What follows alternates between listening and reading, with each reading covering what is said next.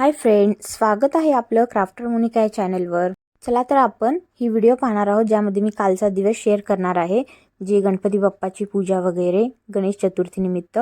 तर ती पूजा कशी मांडली आहे, आपण त्या क्राफ्टचा कशा प्रकारे यूज केलेला आहे, तर सर्व काही दाखवणार आहे। तर व्हिडिओ शेवटपर्यंत नक्की पहा।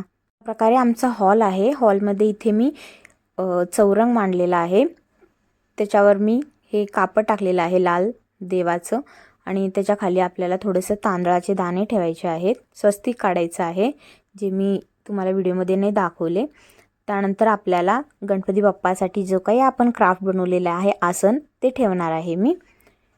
हे पहा, अशा प्रकारे इथे तुम्ही रांगोळी काढू शकता छोटीशी अशी आधी, त्यानंतर आसन वर ठेवा, नाहीतर तांदूळ सुद्धा ठेवू शकता। अशा प्रकारे आसन ठेवून घेतलेलं आहे। आणि त्यानंतर मला डेकोरेट करायचं आहे, जे आपण पूजेसाठी मांडण्यासाठी जे काही शुभ आणि लाभ रेडी केलेले आहे क्राफ्ट्स, ते योग्य पद्धतीने ठेवूयात।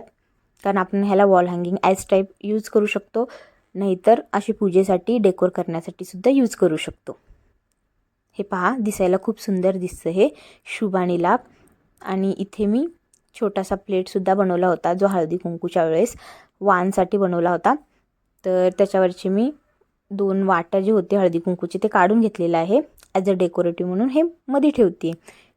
अशा प्रकारे आपल्याला सर्व काही मांडून घ्यायचं आहे। जे तुमच्याकडे साहित्य असेल पूजेसाठी ते तुम्ही यूज करू शकता। माझ्याकडे हे क्राफ्ट्स वगैरे अवेलेबल होते, सो मी पूजेसाठी मांडते, जेणेकरून दिसायला सुद्धा छान दिसेल आणि ह्याचा यूजसुद्धा होईल। तुम्हाला सुद्धा दिसेल व्हिडिओमध्ये की मी कशा प्रकारे ह्याचा वापर करते, जेणेकरून तुम्ही सुद्धा नक्की बनवाल घरी बसल्या। तर रांगोळी काढून घेते छोटीशी अशी, खूप मोठी नाही काढत आहे, तुम्ही सुद्धा काढू शकता अगदी छोटीशी अशी गणपती बाप्पाजवळ। आजचा दिवस खूप घाई गडबडीचा होता, त्यामुळे छोटीशी अशी रांगोळी काढते। पूजासुद्धा अगदी छोटीशी अशी मांडलेली आहे मी, तर त्यातच तुम्हाला व्हिडिओ वगैरे शूट करून दाखवते। हे पहा, जे काही रिअल पानं आहेत जास्वंदीच्या झाडाचे, त्याचे मी डेकोरेटिव्ह केलेले आहे, ते मांडलेले आहे काहीतरी वेगळं क्रिएटिव्ह म्हणून। तर बाप्पांना फेटा वगैरे लावले आहे, बाप्पा विराजमान झालेले आहेत आपण जो काही आसन बनवले आहे त्याच्यावर। हे पहा, मूर्ती आमची जड आहे ही, आणि त्यामुळे मी ह्याला ॲज अ झुलासारखं यूज नाही करू शकत, कारण ती खूप जड आहे, ती बरोबर योग्य पद्धतीने बसलेली आहे त्याच्यावर, त्यामुळे ते हलू शकत नाही झुल्यासारखं। मग मी आसन म्हणून ह्याचा वापर करते। तुमच्याकडे जर छोटीशी मूर्ती असेल बाप्पांची, जी मी अजून एक ठेवत आहे इथे पुढे, बाळकृष्ण आणि छोटीशी बाप्पांची मूर्ती, ते तुम्ही ठेवू शकता आणि ॲज अ झुला म्हणून ते क्राफ्ट यूज करू शकता। अशा प्रकारे मी पूजा करून घेतलेली आहे। हे पहा, छोटीशी बाप्पांची अजून एक मूर्ती, इथं बाळकृष्ण ठेवलेले आहे, आणि अशा प्रकारे मी पूजा मांडलेली आहे। नैवेद्य वगैरे दाखवले आणि त्यानंतर आपण आरती वगैरे करून घेतली बाप्पांची, आणि अशी छोटीशी अशी पूजा मांडलेली आहे बाप्पांच्या जन्माष्टमीची। प्रकारे बाप्पांना वाढदिवसाच्या खूप खूप शुभेच्छा, म्हणून आजचा दिवस खूप उत्तमाचा गेला, अशा प्रकारे साजरी झाला, आणि हेच तुम्हाला मला शेअर करायचं होतं।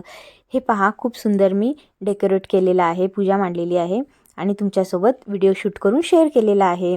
तर अशाच छान छान ब्लॉगसाठी, व्हिडिओसाठी, क्राफ्टसाठी माझ्या पेजला, चॅनलला नक्की सबस्क्राईब करा। व्हिडिओ आवडल्यास लाईक करा, शेअर करा, आणि अशाच प्रकारे सपोर्ट करा। तर व्हिडिओ शेवटपर्यंत पाहिल्याबद्दल खूप खूप धन्यवाद।